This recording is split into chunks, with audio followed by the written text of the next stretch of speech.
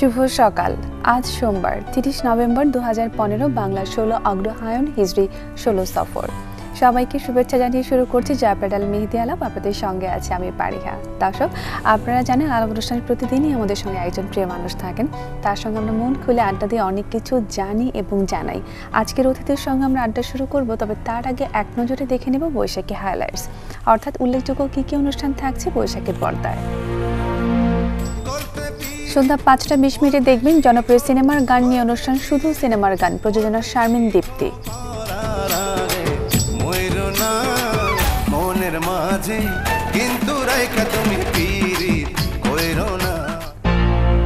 সন্ধ্যা 6টা 15 মিনিটে থাকছে ধারাবাহিক নাটক নন্দিনী।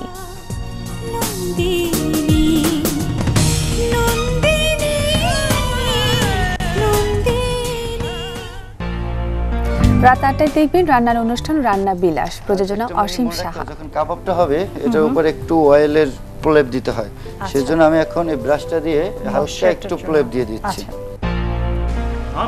রাত 9টা 15 মিনিটে দেখবেন প্রতিদিনের ধারাবাহিক নাটক জয়িতা। আমি বাজে কথা বলছি না, তোমার জন্য রাতুল আজকে আমার মুখের উপরে না করে দিয়েছে। আলিশা আমার সিদ্ধান্ত নিয়ে রোশনি আর সৌম্যকে বাজে কথা বলতে পেরেছে, যেটার জন্য আমি আপনাকে দেখেছি। রাত 11টায় থাকছে বিশেষ ধারাবাহিক নাটক নীল আকাশের কালো রং। ধরুন, ওটা কাজের কিছু না, ফেলে দাও। শিওর? না না। রাত 11টা 30 মিনিটে প্রচারিত হবে ধারাবাহিক নাটক নীল অসংখ্য নীল রাত। সমস্যা নেই, বুঝেছো? জি ম্যাডাম, এখান থেকে আমার মুখ সিটটা গেল, সারাদিন কথা কম, কি আরাম। রাত 12টায় দেখবেন সমসাময়িক ঘটনাবলী নিয়ে মুক্ত আলোচনা অনুষ্ঠান জিরো আওয়ার। সিটি গভর্নমেন্টের স্বরূপটা কি হবে, সরকারের সদিচ্ছা কি আছে, বিরোধী দলের কম্পিটিটিভনেস কি আছে। এবার আমাদের আজকের অতিথির সঙ্গে আড্ডা দেবার সময়। প্রিয় দর্শক, আজ আমাদের সঙ্গে আছেন কবি এবং অধ্যাপক ডক্টর আবুল হাসনাত মিল্টন। চলে যাচ্ছি তার কাছে। শুভ সকাল ভাইয়া। শুভ সকাল। কেমন আছেন? আমি ভালো আছি। স্বাগত জানাচ্ছি এই অনুষ্ঠানে, স্বাগত জানাচ্ছি বাংলাদেশে। ধন্যবাদ। কতদিন পরে এলেন বাংলাদেশে? আমি গত ফেব্রুয়ারিতে ছিলাম, তো সেই হিসেবে 10 মাস পরে এলেন। অস্ট্রেলিয়াতে থাকেন আপনি, একটু প্রবাস জীবন সম্পর্কে জানতে চাই। যারা একটু শিল্পী মনা, তাদের আসলে সেই সময়টা ওখানে কিভাবে কাটে, প্রবাসে কিভাবে কাটে? প্রবাস আমি সবসময় বলি, আমাদের নন্দিত ছড়াকার লুৎফর রহমান রিটন ভাই একটা কথা বলেন যে, দেখ আমার শরীরটা পড়ে থাকে কানাডায়, কিন্তু আমার মনটা কিন্তু বাংলাদেশে। আর এক প্রিয় কবি সাইফুল্লাহ মাহমুদ দুলাল প্রবাস জীবনটাকে বলেন প্রবাস খাটা, জেল খাটার মতো একটা বিষয়। আমি এই দুটো বিষয়ে একমত, কিন্তু আমি আরেকটু করে বলি যে বেদনার সাগরের ডুব দিয়ে পুনর্জন্ম হওয়া। যারা আমরা শিল্প সাহিত্যের সাথে লেখালেখির সাথে জড়িত, আমাদের এক ধরনের ভীষণ কষ্ট থাকে, আমরা বাংলাদেশটাকে খুব মিস করি।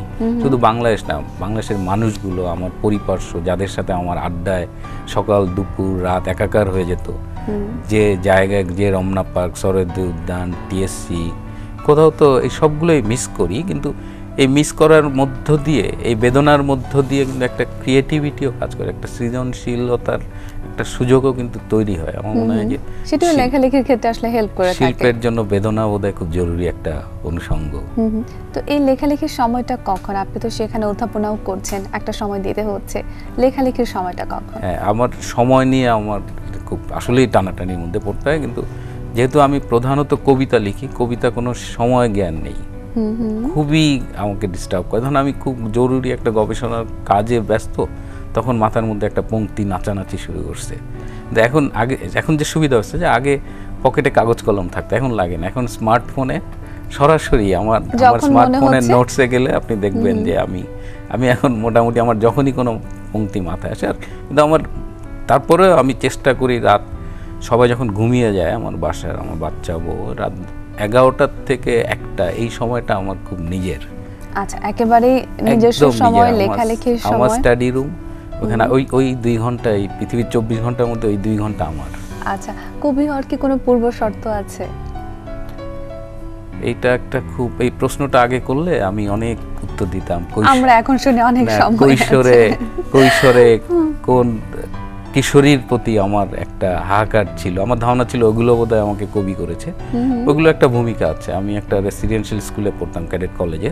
ওইখানে একটা কিশোর একাকী বড় হচ্ছে, তার একদিকে সামরিক কায়দায় প্রশিক্ষণের জীবন, আর একদিকে তার কৈশোরের বেড়ে ওঠা, যেখানে কেউ অ্যাড্রেস করছে না, তার একাকিত্ব, তার মানে নিঃসঙ্গতা, তার প্রাইমারি স্কুলে ফেলে আসা একটা কিশোরীর মুখ, এই সব মিলিয়ে একটা পরিবেশ, ভেতরে এক ধরনের অস্থিরতা, আকাঙ্ক্ষা, হাহাকার তৈরি হতো, যেটা মনে হয় যে কবিতার মধ্য দিয়ে আমি তখন আশ্রয় খুঁজতাম। কবিতা আমাকে একটা প্রকাশ করার তো একটা মাধ্যম লাগবে আমার। হ্যাঁ, আমার কাছে ওটা ছিল, এইটা একটা দিক। কিন্তু পরে জেনেছি যে এটার একটা সায়েন্টিফিক দিক আছে। আচ্ছা, মানে আমাদের শরীরে একটা নিউরো ট্রান্সমিটার রিলিজ হয়, তো ওই নিউরো ট্রান্সমিটার যখন রিলিজ হয়, এটা এক ধরনের রাসায়নিক পদার্থ, মাথা থেকে মস্তিষ্ক থেকে রিলিজ হয়।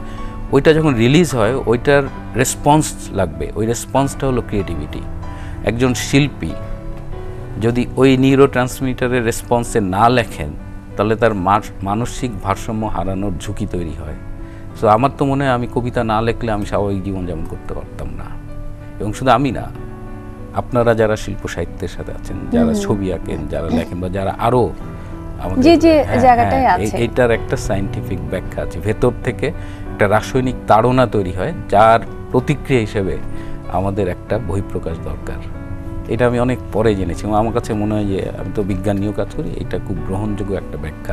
নাহলে ভেতরে এত তাড়না কিন্তু সবার নেই। আমরা 10টা বন্ধু আড্ডা দেই, 9টা বন্ধু আমরা একসাথে, 10 জন একসাথে আড্ডা দিচ্ছি, কিন্তু আমরা হয়তো 2 জন ভীষণ তাড়নায়, ভীষণভাবে আলোড়িত হচ্ছি, কিন্তু অন্য বাকি 8 জনের ওই তাড়নাটা নাই, কিন্তু আমরা একই আড্ডায় বসে আছি।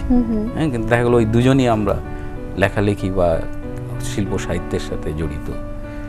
আজকে এই চমৎকার ব্যাখ্যা পেয়ে আমারও ভালো লাগলো, আসলে যে আসলে তো সব মানুষ একরকম না, তাহলে তো সবাই কবি হয়ে যেত, সবাই লেখক হয়ে যেত, আর নাহলে সবাই সাধারণ মানুষের কাতারেই থাকতো। ওই নিউরো ট্রান্সমিটারটা নেই। আচ্ছা, একটা গণ্ডির মধ্যেই কিন্তু তাহলে আপনাকে থাকতে হয়েছে। সেই স্কুল জীবনের কথা আপনি বলছিলেন যে তখন একটা নিয়ম শৃঙ্খলার মধ্য দিয়ে আমাকে থাকতে হয়েছে, আবার এখনো যখন আপনি গেছেন যে একেবারে মন খুলে বলার মতো বা লেখার মতো সব সময়টা আপনি পাচ্ছেন না, সেখানেও একটা সময়ের মধ্যে আপনাকে আটকে থাকতে হচ্ছে। তো কি মনে হয় যে এই কবি মনটাকে আসলে কত দিকে নিয়ে যায় আপনাকে? আমি তো আমার জীবনের মানে ধরেন, আমি যখন আমার এই বোধগুলো কাজ করছিল, তখন আমার একজন শিক্ষক ছিলেন কবি রফিক নওশাদ। উনি আমার বাংলা টিচার ছিলেন। উনি মূল ধারার একজন প্রতিষ্ঠিত কবি 70 দশকের। রফিক নওশাদ তখন আমাদের এই যারা একটু লেখালেখি করতাম, আমাদের খুব নার্সিং করতেন। ওনার হাতে প্রথম ছন্দ শিখেছি। যে আধুনিক কবিতা আমরা বলি এটা গদ্য কবিতা, ছন্দ নেই, এটা ঠিক না। কবিতার ব্যাকরণগুলো আমরা কিন্তু খুব ব্যাকরণ মেনে চলা, আমাদের ছোটবেলায় যখন আমরা লেখালেখি করি, আমাদের ছড়া লিখতে হইতো ছন্দের উপরে নিয়ন্ত্রণের জন্য। এবং তারপরে আমাদের এই যে অক্ষরবৃত্ত ছন্দ, আমরা ছন্দ নিয়ে নিরীক্ষা করতাম, পরীক্ষা করতাম। রফিক নওশাদ স্যার আমাদের খুব হেল্প করেছেন। আমার সেই এখনও আমার সেই পাঠ্য, তারপরে তো ধরেন আমাদের কিছু পাঠ্য বই ছিল যে ছন্দের জন্য এই বইটা, ছন্দের বারান্দা পড়তে হবে, নীরেন্দ্র চক্রবর্তী কবিতার ক্লাস পড়তে হবে, এগুলোর পাঠ ছিল। পরবর্তীতে যখন ঢাকায় আসলাম, আমি ঢাকা মেডিকেল কলেজে যখন পড়তাম, তখন আমার এই ক্যাডেট কলেজের যে হাহাকারগুলো ছিল, এটা নাই ওইটা নাই, সামরিক প্রশিক্ষণ, আর্মিতে যেতে হবে, ওই জীবন থেকে বাইরে এসে তখন কিন্তু আমার অনেক স্বাধীন জীবন ছিল। আমি লেখাপড়া করেছি, মেডিকেলের লেখাপড়া তো অনেক করতে হয়, ওটার কোনো বিকল্প ছিল না। কিন্তু ওটার পাশাপাশিও এই তখন আমরাই কিন্তু কবিতা পরিষদের যে জন্ম, আমরা তখন অনেক জুনিয়র, কিন্তু we are part of it. কবিতা পরিষদের তো ঢাকায় এসে এই পরিবেশটা পেয়েছি। ঢাকায় এসে আরও বৃহত্তর, এবং একজন কবি ছিলেন, উনি এখন ইত্তেফাকের সিনিয়র সাংবাদিক, উনি কবি মিনার মনসুর। মিনার ভাই তখন কয়েকদিনের জন্য আমাদের ডক্টরস হোস্টেলে থাকতেন। মিনার ভাইয়ের কাছে আমাদের অনেক কৃতজ্ঞতা। আজকের যে লেখক আনিসুল হক, উনি আমাদের 1 বছরের সিনিয়র বুয়েটে। আচ্ছা, মিটুন ভাই, আমাদের আনিসুল হকও আসতেন রাতের আড্ডায় ঢাকা মেডিকেল কলেজের ওই ইন্টার্নি হোস্টেলে। মিনার মনসুর ভাই একটি রুমে থাকতেন, সেখানে আনিসুল হক আসতেন। আজকের 71 টিভির যে মোজাম্মেল বাবু, উনি তো মূলত কবি, বাবু ভাই আসতেন। আমাদের একজন প্রয়াত ডাক্তার আছেন, ডাক্তার জাহাঙ্গীর সত্তার টিঙ্কু ভাই আসতেন। ওইখানে একটা হুমায়ুন রেজা প্রথম আলোতে কাজ করে, রেজা আসতো। তো ওইখানে আমাদের একটা চরম আড্ডা হইতো, মানে ওই আড্ডাটার কাছেও আমরা কৃতজ্ঞ। মানে সেই আড্ডাটাও আসলে আপনাকে তৈরি করেছে অনেকভাবে। হ্যাঁ, আমার যে প্রথম ছড়ার বইটা বেরোলো, তখন তো একজন মানে আর্মি রুলিং ছিলেন, স্বৈর শাসকের বাংলাদেশ ছিল, এটা 86-এ। আমার প্রথম বইটা ছিল এবার শুধু যুদ্ধ, এটা মূলত সামরিক শাসন বিরোধী ছড়া নিয়ে। সেই বইটা রাতের পর রাত জেগে মিনার ভাই এডিট করে দিত, ছন্দের কোথায় একটা ঘাটতি আছে। আমি তখন সেকেন্ড ইয়ারে পড়ি, বইটা প্রকাশ করেছিলেন টিঙ্কু ভাই। বইমেলা একটা সেকেন্ড ইয়ারের ছেলে মফস্বল থেকে আসছে, তার বই বেরোচ্ছে, সেই বছরই বই বেরোলো আবার রুদ্র মোহাম্মদ শহীদুল্লাহর। হ্যাঁ, এদিকে গুন্দার বই বেরোচ্ছে। এখন কানাডা প্রবাসী একজন কবি আছে ফেরদৌস নাহার আপা আবার একটা নতুন ডাইমেনশন নিয়ে আসলেন, উনি সারা বইমেলা পোস্টারে ছেড়ে দিলেন ফেরদৌস নাহারের বইয়ের প্রচ্ছদ দিয়ে। তো সেই জায়গায়, এবং আমরা তখন স্টল পেতাম না, আমাদের ওই টেবিল নিয়ে বসতে হতো আর কি। আর ওই সময়টা মানে রাজনৈতিক প্রতিকূলতা, সৃজনশীলতা, ওই যে একটা জেনারেশন ছিল, রুদ্রদাদের জেনারেশন। একজন ছিল আবিদ রহমান, মারা গেছেন সাংবাদিক, তারপরে কামাল চৌধুরী, এখন উনি সিনিয়র সচিব। তো ওই সময়টা আমরা লাকি ছিলাম। যেমন আমি মুক্তিযোদ্ধাদের আমার খুব ঈর্ষা হয় যে আমি তো যুদ্ধ পাইনি, আমার তখন 5 বছর বয়স, কিন্তু সময়ের কারণে তারা যুদ্ধে গেছে। কিন্তু আবার আমরা কিন্তু 90 পেয়েছিলাম। আমরা কবিরা 90 এক ধরনের যুদ্ধ করেছি কবিতায়। এবং আমাদের মানে ইভেন আমার মতো একজন তখন আমার ছড়া নিয়েও ঢাকা শহরে স্লোগান হতো, মানে ঢাকার দেওয়াল লিখন হতো। হ্যাঁ, তখন একটা কবিতার স্লোগান ঢাকা শহরে দেওয়াল লিখন হতো, মিছিলের স্লোগান হিসেবে ব্যবহৃত হতো। আমাদের এক ধরনের যুদ্ধ ছিল। প্লাস আমরা হয়তো অনেকে রাজনীতির সাথে, ছাত্র রাজনীতির সাথে জড়িত ছিলাম। তো সব মিলিয়ে যে এত প্রাণবন্ত, এত ঘটনা বহুল একটা জীবন আমরা যাপন করেছি, 71 পাইনি, কিন্তু 90টা পাওয়ার কারণে আমার মনে আছে যে তখন এই বঙ্গবন্ধু মেডিকেল ইউনিভার্সিটি পিজি হাসপাতাল, তখন জাসদ ছাত্রলীগের একটা ছেলে আমার রুম থেকে বেরিয়ে গেছে, আমাদের এক বন্ধুর ছোট ভাই, SM হলে ওখানে গোলাগুলি হয়েছে এবং ওর মাথায় গুলি লেগেছে। মুন্না মৃত্যুসজ্জায় শুয়ে আছে এই বঙ্গবন্ধু তখন পিজি হাসপাতালের ওয়ার্ডে। তখন হাসানুল হক ইনু আসছেন, উনি জাসদের তখন সাধারণ সম্পাদক বোধহয়। ইনু ভাই এসে বলছেন উনি মুন্নার মুমূর্ষ মুন্নার পাশে দাঁড়িয়ে যে আমরা তো 71 করেছি, তো এবার তোমরা আরেকটা 71 করো। এবং আমার কিন্তু দেখেন আই স্টিল রিমেম্বার দ্যাট, এবং ইনু ভাইয়ের ওই কথাটা আমার মাথায় গেঁথে ছিল। আমরা তখন অন্য দল করতাম ইনু ভাইয়ের সাথে, মানে এবং তারপরে আমরা 90 কিন্তু ইমপ্রুভ। আপনি আজকে আমার নিজেরও খুব মানে অবাক লাগে যে আমরা যখন মিছিলে যেতাম, আমার পকেটে কিন্তু আমরা অ্যাড্রেস লিখে রাখতাম, কিন্তু আমরা কেউ জানতাম না যে আমরা ফিরে আসবো কিনা। কিন্তু সেই স্মৃতির গল্পে যখন হারিয়ে গিয়েছে, এখান থেকে একটু বের হতে হচ্ছে আমাদেরকে, আবার ফিরে আসবো একটা বিরতির পরে। ভাইয়া, প্রিয় দর্শক, অনুষ্ঠানের পর্যায়ে নিতে হচ্ছে একটি বিরতির পর ফিরে এসে আলোচনায় আবার যোগ দিব, সাথেই থাকুন।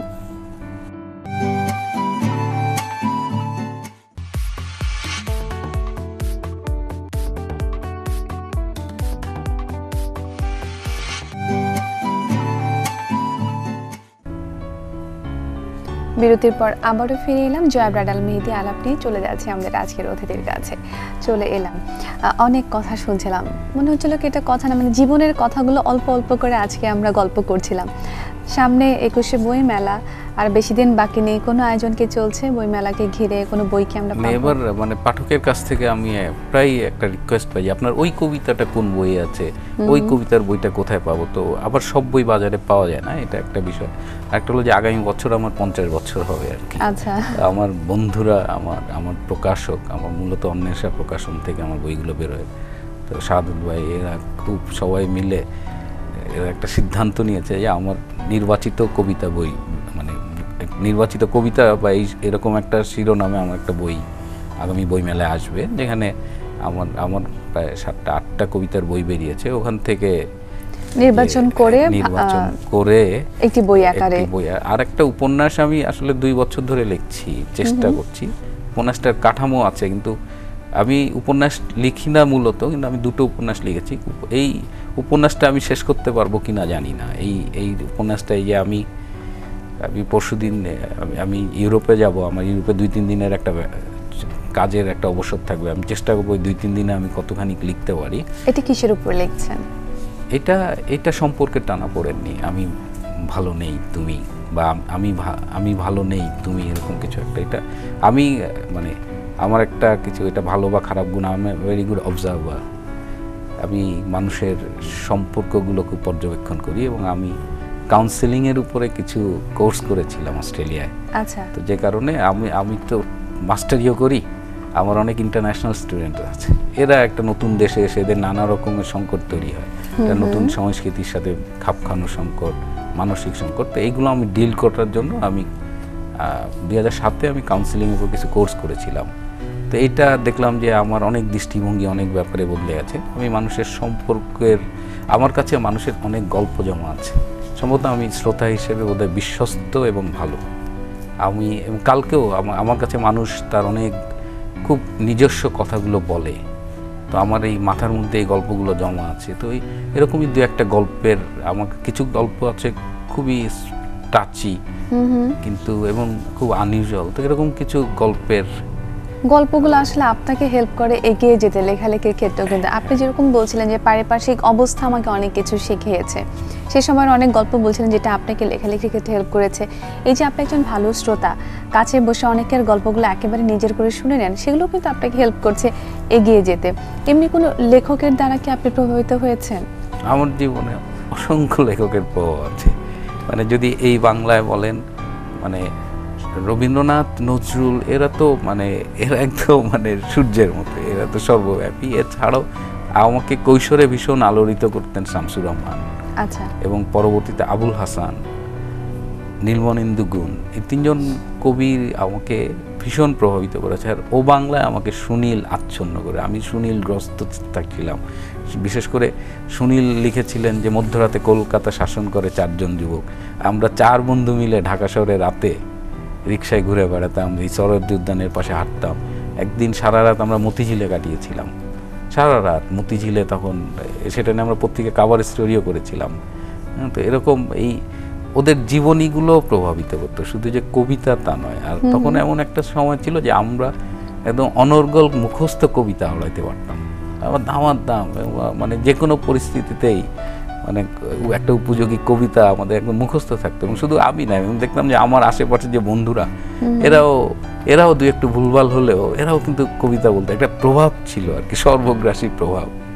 তো সেখানে বসে আসে প্রবাস জীবনে শিল্প চর্চার কতখানি সুযোগ রয়েছে আপনার? সেখানে কিরকম কোনো আয়োজন করা হয় যেখানে নিজের যে কাজগুলো আছে একটু তুলে ধরার ব্যবস্থা আছে? হ্যাঁ, প্রবাসে এই সুযোগগুলো তৈরি হচ্ছে। অস্ট্রেলিয়া ধরেন, আমেরিকা, কানাডা বা ইউকে, এদের তুলনায় অস্ট্রেলিয়ার অভিবাসী প্রজন্মটা রিলেটিভলি ইয়াং। আমাদের 90 দশক থেকেই মূলত অস্ট্রেলিয়ার লোকজন গেছে। তো আমাদের ওইখানেও বইমেলা হয়, বইমেলাটা একদিনের হয়।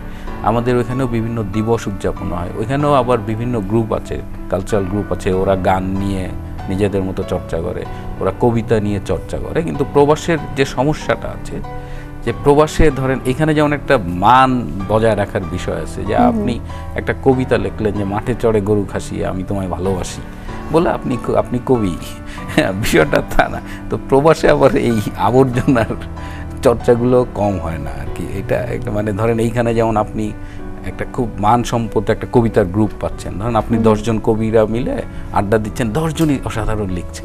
কিন্তু প্রবাসে হয়তো 9 জনই মানে খুবই বিরক্তিকর লিখছে। তো এটা নিয়ে আমার একটা সেখানে মানসম্মত কোনো কিছু নেই, মানে মান নিয়ন্ত্রণের জায়গাটা খুব দুর্বল। তো আমি এটা নিয়ে একটা লেখা লিখেছিলাম, প্রবাসে বাংলা কবিতার হালচাল, এবং আমি খুব রিয়াক্ট করতাম যে আপনি যা ইচ্ছা তাই লিখে বাড়িতে দাওয়াত দিয়ে বলবেন কবিতা শুনতে হবে, এটা কবিতার এত সর্বনাশ করেন না। কিন্তু গুন্দা একদিন আমি শাহবাগে আসতেছি দাদার সাথে রিক্সায়, আমি দাদাকে বললাম যে দাদা, প্রবাসে এটা আমার খুব কষ্ট হয় যে কবিতার এইভাবে যাতা।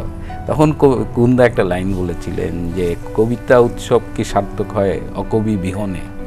বলছে মিল্টন, ওদের লিখতে দাও, ওরা ওদের মতো লেখুক। তো তারপর থেকে আমি ভাবছি তাই তো। আর আবেগের জায়গাটা কিন্তু আমার মনে হয় যে একজন খুব ভালো কবি আর একজন যিনি যে বেদনার জায়গা, যে হাঁকড়ে, এই জায়গাটা বোধহয় একটা মিল আছে। হয়তো ওর প্রকাশটা দুর্বল, হয়তো ওর সুযোগ হয়নি ওই প্রক্রিয়ার মধ্যে দিয়ে যাওয়ার, যে যা ইচ্ছা লিখলাম সেটা কবিতা না। হ্যাঁ, কবিতারও যে একটা ব্যাকরণ আছে কবিতার, এবং সেই ব্যাকরণকে আয়ত্ত করতে হবে, আবার সেটা যেন শুধু ব্যাকরণ না হয়ে যায়। আবার এখানে যে আমি খুব স্ট্রিক্ট ব্যাকরণবিদ, কবিতার ব্যাকরণ ছাড়া এপা করি। আপনি ব্যাকরণটা জানবেন এই কারণে যে ব্যাকরণ জানলে আপনি জানবেন যে কখন ভাঙা যায়। হ্যাঁ, তাহলে আপনি আপনার লেখালেখির ক্ষেত্রে কোন বিষয়গুলো জোর দিয়ে থাকেন? আমি আবার শুরুতে সবার মতো আমি ভালোবাসার কবিতা লিখতাম, একটা অনেক দিন পর্যন্ত আমি মূলত প্রেমের কবিতায় লিখেছি। কিন্তু এখন মনে হয় যে আমি মানুষের প্রেম না, মানুষের আমার কবিতা এখন সম্পর্ক আসে, জীবন বোধ আসে। এবং আমি 2010 সালে একটা কবিতা লিখেছিলাম, একটি দীর্ঘ কবিতা, এটার নাম ছিল এক জীবনের গল্প। এবং ওই কবিতাটা লেখার পরে আমার মনে হচ্ছিল যে আমার বোধহয় এই জীবনের কবিতা না লিখলেও হবে। এবং এই কবিতার 4টা পার্ট আছে, শৈশব, যৌবন, শৈশব, কৈশোর, যৌবন এবং বার্ধক্য। এবং বার্ধক্যের শেষ দুটো লাইন হলো আমার জীবনের, আমি অনেকগুলো ফিলোসফি বিশ্বাস করি। যেমন লাস্ট লাইনটা এরকম, অবশেষে আমি জেনেছি 3 কাল জীবন যাপন শেষে অবশেষে আমি মানুষের দীনতাকে উপেক্ষা করতে শিখেছি, এরকম একটা ফিলোসফিক। তারপরে আমি অনেকদিন লিখিও নি, প্রায় 6-7 মাস লিখিনি। আমার মনে হয়েছে আমি এর চেয়ে আর গভীর কোনো কথা হয়তো বলতে পারবো না, কিন্তু যেহেতু আমার ভেতরে রয়ে গেছে, রাসায়নিক ব্যাপারটাও আছে, আবেগের ব্যাপারটা আছে, এবং আমার একটা প্রচণ্ড প্রেশার আছে, আমার কিছু পাগল পাঠক আছে। আমি 3 দিন 7 দিন না লিখলে তারা আমাকে ভীষণ বলে কবিতা কই, এবং এত আবদার। আর এখন তো ফেসবুক আসছে, ফেসবুক আসার কারণে ওরা আমাকে খুব সহজে পায়। আপনি বিশ্বাস করেন, আমি 7 দিন বা 10 দিনে একটা কবিতা না দিলে অন্তত আমার 5 জন পাঠিকা খুব কষ্ট পায়। আমার কিন্তু ওদের কথা মনে হয় যে এই ছোট্ট ছোট্ট মেয়েরা, এরা অধিকাংশ ইউনিভার্সিটিতে পড়ে, 2nd ইয়ার 3rd ইয়ারে, ওদের এই আমার কাছে যে একটা কবিতার জন্য আকুলতা আমি খুব উপভোগ করি।